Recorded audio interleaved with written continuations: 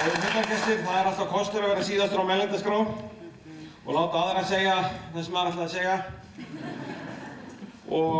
En ég ætla þó að gera eina játningu sem aðrir hafa ekki gert, að ég hef í mörg ár, líklega 40 ár, ég vil að tala mig vera það sem að enginn vill viðurkenna, og ég ætla að viðurkenna hér. Ég hef talið mig vera kapitalista. Og með kapitalista, eða auðhyggjumanni, skulum við orða það, þá hef ég talið mig vera mann sem hef viljað vera óháður öðrum, vinna vinnu, heiðarlegu borgaralega vinnu, og hef ég átt afgang þá hef ég reynt að leggja það fyrir til þess að eiga fyrir því sem framtíðin ber í skauti sér og til þess að vinna, til þess að horfa til lengri tíma þá hafði ég mikinn áhuga á hlutabréfamarkaðnum. Og þessi hlutabréfamarkaður hefur gjörsamlega brugðist mér. Ég er nú ekki afkastamikill maður en frekar en aðrir hluthafar. En hluthafar, þeir mæta til fundar. Þeir mæta til hluthafafundar sem æðsta ákvörðunarvald í málefnum hlutafélaga. Og ég hef búinn að mæta á hluthafafundi í íslensku hlutafélögum núna í 25 ár. Og það heyrir til undantekninga ef nokkur maður spyr það nokkur alvarlegra spurninga.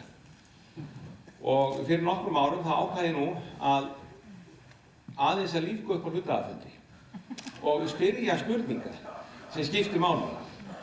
Og ég hef gert það mikið í vetur og ég hef ekki fengið nokkur svör á hluthafafundunum. En hins vegar hafa menn lofað því að svara mér síðar. Og þau svör hafa yfirleitt verið innihaldsrýr en stundum hef ég kannski spurt hluti sem ég vitað en kannski vilja fá staðfestingu á. En þetta er fyrsta atriðið í því sem við getum kallað eftirlitskerfi á fjármálamarkaði. Það er hluthafafundurinn. Og hluthafafundurinn kýs stjórn og hluthafafundurinn kýs endurskoðendur. Og stjórnin ræðir innri endurskoðendur. Og í allir þeirra umræðu sem staðið hefur þennan mánuð hefur þessi eftirlitskerfi ekki verið nokkur gaumur gefið. Það hefur enginn nefnt þessa þætti. Það hefur enginn nefnt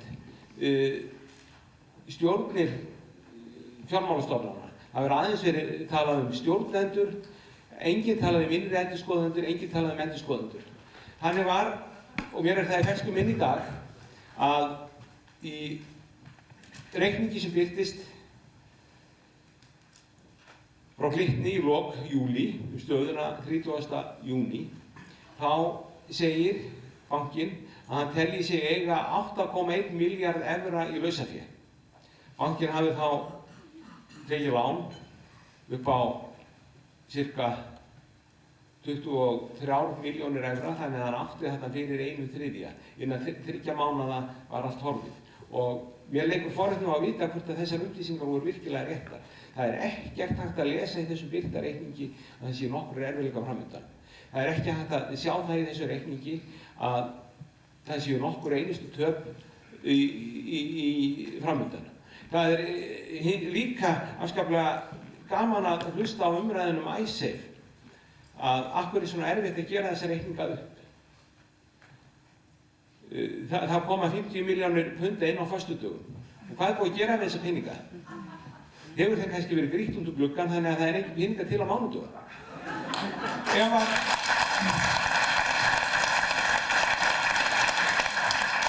Ef þessi 50 milljónum punda, ef það hefur verið lánaði til heiðarlegrar borgaralegar starfsemi, að þá ætti að vera hægt að losa það, selja þessar eignir, eða þá þær kæmu inn á nokkrum árum.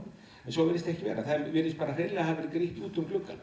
Og samkvæmt því sem ég hef verið að skoða í bankastatistík, þá voru ýmsar vísbendingar á lofti, en það var ekki hlustað. Og ég kannski ekki nógu leiðilegur til þess að tala nógu hátt, eða nokkur aðrir. Og árangurinn er sá að í dag þá hafa lífeyrissjóðir landsmanna tapað líklega 300 til 500 milljörðum. 300 milljarðar eru fyrstu tölur. Og þess vegna bregður mér nú þegar menn vilja áfram höggva í lífeyrissjóðina. Sko, lífeyrissjóðirnir eru eign okkar og við viljum fá að taka það út núna. Og ég ætla á þessari samkomu, ég veit að ég er ekki skemmtilegur, ég ætla að biðja menn að vara við því að skerða framtíðarréttindi lífeyrissjóða með því að afnema verðtryggingu með því að til þess að halda nýja veislu í dag.